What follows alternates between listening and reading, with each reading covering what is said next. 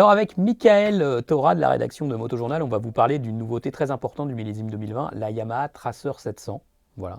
Donc c'est une moto très importante depuis que la législation du permis A2 est arrivée, elle a connu un regain d'intérêt et c'est aujourd'hui une vente en croissance. Yamaha donc revoit cette Tracer 700 pour 2020, Michael. Ouais. Donc Complètement au niveau du look déjà. complètement, hein, voilà. Donc Elle a une face, on ne sait pas trop si c'est inspiré de la R1, ah oui quand un même. peu de la dernière MT-03, Ouais, avec ouais. des petites diocs comme ça. Enfin, c'est beaucoup plus agressif en tout cas que C'est l'ancienne. nettement plus sportif et moins pépère. C'est sûr. Alors après, toi, il y avait un truc qui te choquait, je crois, Alors oui, sur la moto. dès le début, on voit, moi ça me saute aux yeux, cette ligne d'échappement. Ouais. Donc avec au niveau du collecteur, on voit apparaître cette énorme Mm. chambre de tranquillisation. Alors toi, tu es technicien, hein, de par ta formation, tu peux peut-être m'en dire davantage. Ouais. C'est sûrement un catalyseur en fait, plus qu'une chambre de tranquillisation, parce que cette année, comme tu le sais, c'est Oui. la norme Euro 5 qui rentre en application pour tous les nouveaux modèles. Bon alors là, la Tracer 700, elle y passe quoi. Et donc il y a des émissions polluantes restreintes. Bon, ça implique de réduire, de dépolluer, comme on dit, davantage le moteur. Ils ont l'air d'avoir eu un peu de mal, Yam, avec leur bicylindre. Ils Parce que insistent effectivement, ils insistent beaucoup dans le fortement dossier dans de le presse. dossier de presse sur Il le est fait Euro de 5, l'avoir il est Euro homologué 5, Euro 5.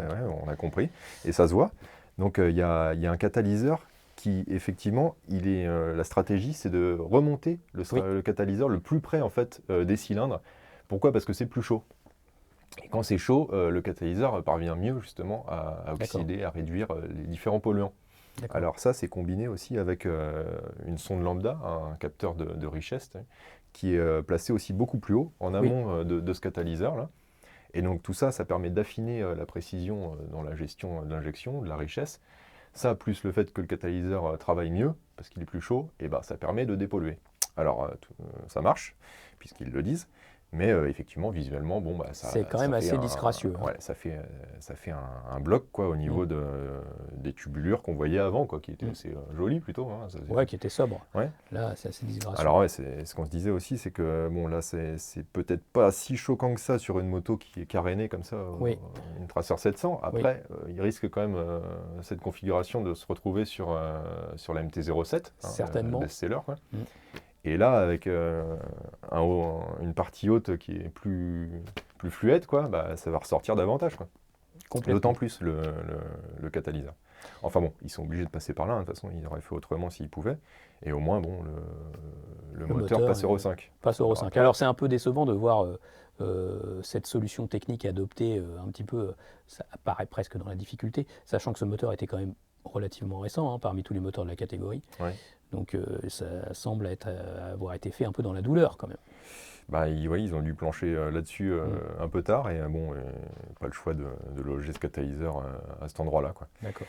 Donc, au niveau des valeurs, hein, ben on les a pas. Ah non. On a juste les régimes de rotation en fait, où sont obtenus la puissance maxi et le couple maxi. Mais les valeurs de puissance maxi et de couple maxi, on les a pas. C'est jamais très bon signe. Alors, alors on peut se poser la question, est-ce qu'ils ont dû couper un peu exprès pour atteindre les nouvelles normes? C'est pas sûr, mais bon, on peut se poser la question vu qu'ils ne les communiquent pas, quoi. Alors après, ils communiquent quand même sur les régimes, que je te disais. Alors le couple maxi, il est obtenu au même régime. Ce qui est plutôt une bonne nouvelle, parce que le fait de raccourcir les tubulures du collecteur, généralement, ça défavorise les bas régimes. Et le couple à mi-régime, on sait que ce bicylindre, il est vraiment top à ce niveau-là, justement, pour ces mi-régimes très remplis, quoi. Donc là, en termes de valeur maxi en tout cas, ça n'a pas l'air de le pénaliser, puisque c'est toujours au même régime que le couple est obtenu, il n'a pas été obtenu plus haut. Donc bon, en termes de couple maxi, c'est bon. Alors après, il faut voir quand même la courbe, si elle est toujours aussi remplie, et puis voir si on a le même couple maxi, ou s'il a été tranché un peu, quoi. Bon, il nous tarde de tester ça. Hein, interrogation là-dessus. Bon, pour le reste, la moto, elle a l'air un peu de progresser. Il y a des réglages de suspension supplémentaires. À l'arrière, il y a la détente. Une bulle réglable d'une seule main maintenant. Voilà, donc on progresse un peu en ergonomie. Il y a un nouveau tableau de bord qui a l'air quand même plus lisible. Donc c'est une moto qui apparaît un peu plus qualitative. Mais c'est vrai qu'il y a la question du moteur, de l'adaptation à Euro 5, qui reste un petit peu. Et puis qui va se retrouver sur toutes les autres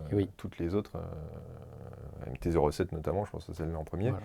Donc bon, on va voir ce que ça donne au final en termes d'agrément et puis de chiffres purs, mais surtout d'agrément, quoi. Parce que Voilà. c'est là-dessus que le BC Indiam il se démarquait, quoi. Et ça va arriver très vite puisque cette moto arrive en concession en février 2020, donc on va l'essayer certainement avant. Tant mieux, on attend de voir.